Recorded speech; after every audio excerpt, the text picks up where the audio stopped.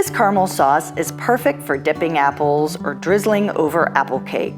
This is so easy to make with just a few ingredients you probably already have in your pantry.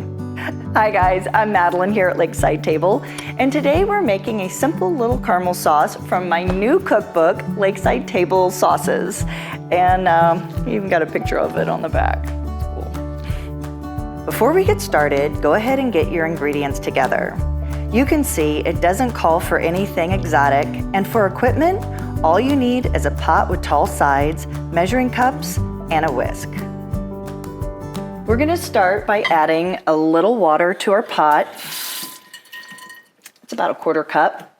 And then we'll add about 1.25 cups of sugar, a little bit of salt, and some lemon juice.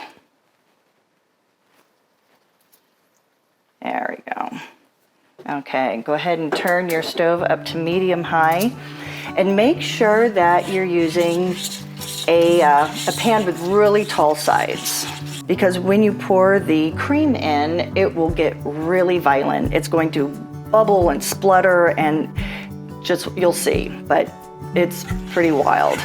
After you give the sugar solution an initial mix, you don't need to keep stirring it. Just let it come to a boil. Then keep it there until it starts to darken. Once you have the color you want, turn off the heat and pour in the heavy cream. Carefully whisk it until it settles down.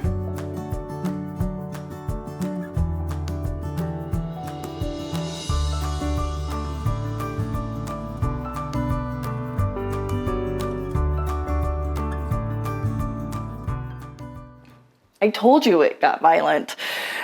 And that was with the cream that was hot. If the cream was a little bit cold or straight out of the fridge, then the violent reaction would be even stronger. So the other reason why you want to make sure your cream is hot going into the hot sugar liquid is because if it goes in cold, it might make the sugar solution seize up, and all you have to do if that happens is just keep whisking, but it's a lot easier if the cream is hot. So go ahead and add a little bit of vanilla. Give this a little bit more stir. And if you think that your caramel might be a little on the dark side, then you can add a little bit of milk, and that also gives you a little extra insurance that it'll have a really great pourability once it comes out of the refrigerator. All right, so once you have your caramel sauce all together, go ahead and pour it into a nice thick container that can withstand this hot temperature. And then we can put this into the refrigerator. Okay, and that's it. Let it cool a little and pour it over ice cream, cake, brownies, apples, you name it. And since it didn't get super hot, it will stay pourable even after it's been refrigerated. One of the really cool things about making your own homemade caramel sauce is that you can adjust how sweet it is, and you can adjust how salty it is. So if you add just a little bit more salt than what we did with this recipe, you'll make a really nice salted caramel sauce. Super yummy. So let's taste this. Oh, that's pretty nice. Now, one thing I do want to show you, check this out.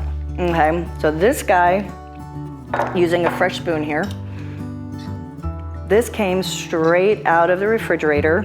Made this one last night. And then this one I also made, and it came straight out of the refrigerator. And the reason why this one is got a lot of pourability versus this one is when I made this one, it got too hot. And it got up past that softball into a hard ball. Actually, it's probably more of a softball stage. You can still use this for your caramel sauce. Just zap it in the microwave and give it a good stir, and you'll be fine. All right, so if you are hanging out with me on my ebook, definitely check out the next chapter, which is the apple cake. And this was the sauce that we made when I worked at the Firefly with this cake, with the apple cake, and together, amazing, so good. Definitely check that out. If you're hanging out with me on YouTube or IGTV, go over to lakesidetable.com, get yourself a copy of my book, an ebook, and then come on back for more videos. And then I will see you then. See you soon, guys. In the meantime, I'm gonna be making some apple cake and eating some caramel sauce.